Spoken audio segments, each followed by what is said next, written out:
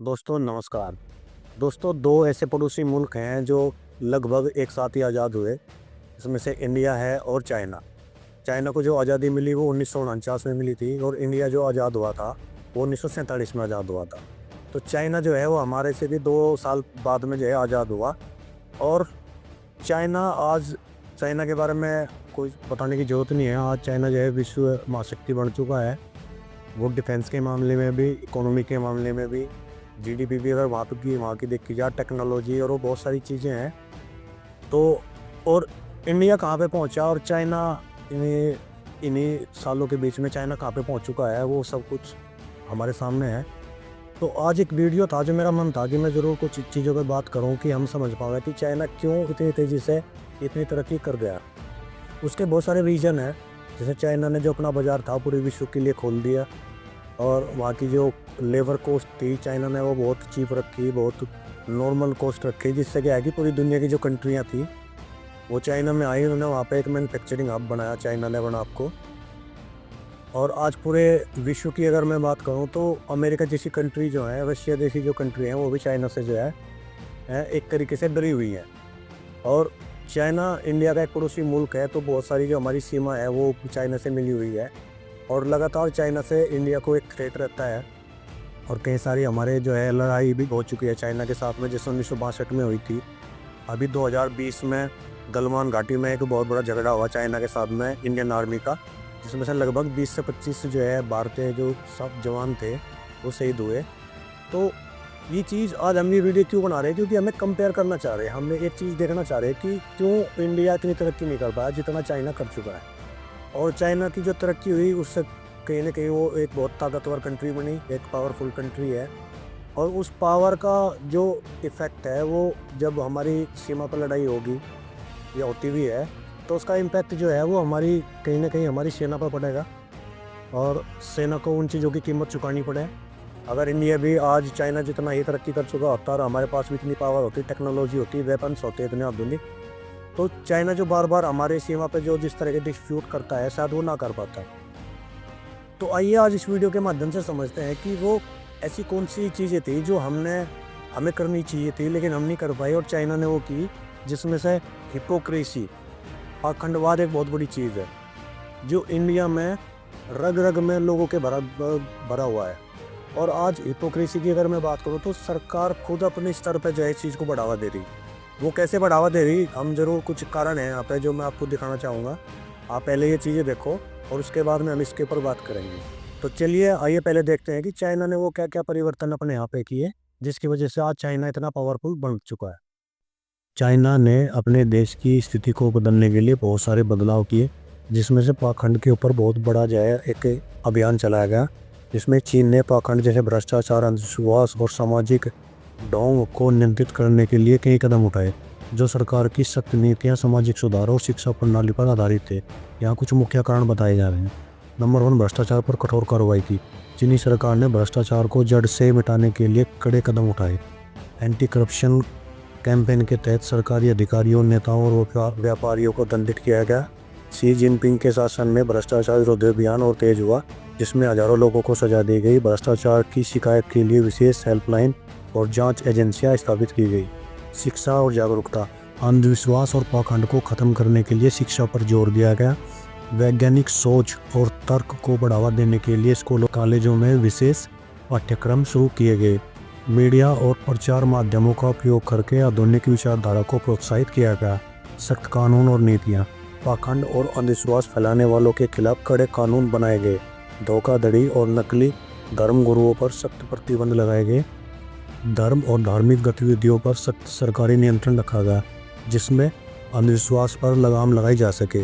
सामाजिक निगरानी और तकनीक का उपयोग, चीन ने सोशल क्रेडिट सिस्टम लागू किया, जिसमें हर व्यक्ति के व्यवहार पर निगरानी रखी जाती है। अनैतिक या समाज विरोधी कार्यों के लिए दंड का प्रावधान किया गया। तकनीक का उपयोग करके भ्रष्टाचार और धोखाधड़ी के मामलों को तुरंत ट्रैक किया गया। धर्म और संस्कृति पर नियंत्रण, सरकार ने धार्मिक संस्थानों को सख्त सरकारी नियमों के तहत रखा ताकि वे पाखंड और अंधविश्वास को बढ़ावा न दें। पारंपरिक रीति रिवाजों को आधुनिकता के साथ जोड़ा गया और पुराने हानिकारक प्रथाओं को हतोत्साहित किया गया। पारदर्शिता और जवाबदेही, सरकारी प्रक्रियाओं और योजनाओं को पारदर्शी बनाया गया। आम नागरिकों को शिकायत करने और सरकारी अधिकारियों की जवाबदेही तय करने के अधिकार दिए गए। आधुनिक जीवन शैली और तर्कशीलता का प्रचार। सरकार ने शहरीकरण और आधुनिक जीवन शैली को प्रोत्साहित किया। तर्कशील और वैज्ञानिक दृष्टिकोण को बढ़ावा देने के लिए प्रचार प्रसार किया गया। मीडिया और प्रचार तंत्र का उपयोग। सरकारी मीडिया ने पाखंड और अंधविश्वास के खिलाफ लगातार अभियान चलाए। फिल्मों, टीवी सीरियल और समाचारों के माध्यम से वैज्ञानिक सोच को लोकप्रिय बनाया गया। सामाजिक सहयोग और दंड नीति। समाज के सभी वर्गों को इन अभियानों में शामिल किया गया। पाखंड या धोखाधड़ी करने वालों को सार्वजनिक रूप से शर्मिंदा किया गया और कड़ी सजा दी गई। आर्थिक सुधार और अवसरों की वृद्धि। गरीबी और बेरोजगारी जैसी समस्याओं को हल करके उन स्थितियों को खत्म किया गया जो अक्सर पाखंड और अंधविश्वास को बढ़ावा देती है। लोगों को रोजगार, शिक्षा और स्वास्थ्य सेवाओं के माध्यम से आत्मनिर्भर बनाया गया।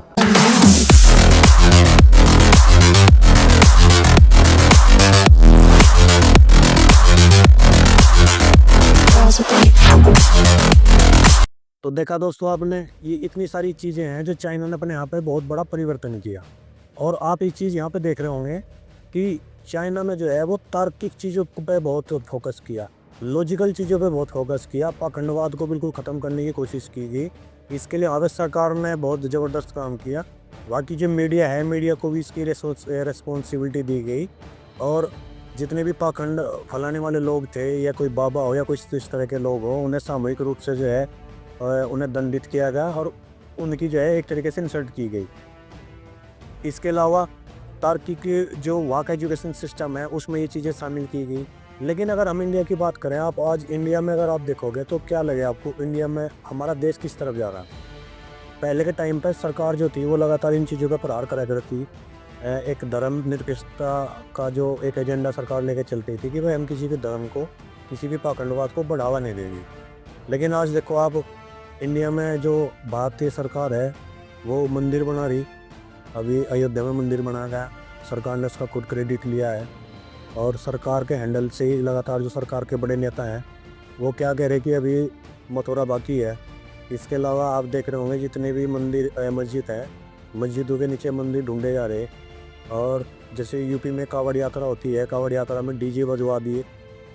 तो ये लगातार मतलब बहुत सारी इस तरह की चीज़ें हैं। अगर आप पिछले 10 साल से उठा के देखोगे तो सरकार यहाँ पे बिल्कुल 95% ये बिल्कुल श्योर हो गया है, चली हुई है कि हम जो है वो धार्मिक चीज़ों को, पाखंड को, हिपोक्रेसी को बढ़ावा देंगे। और वो हो भी रहा।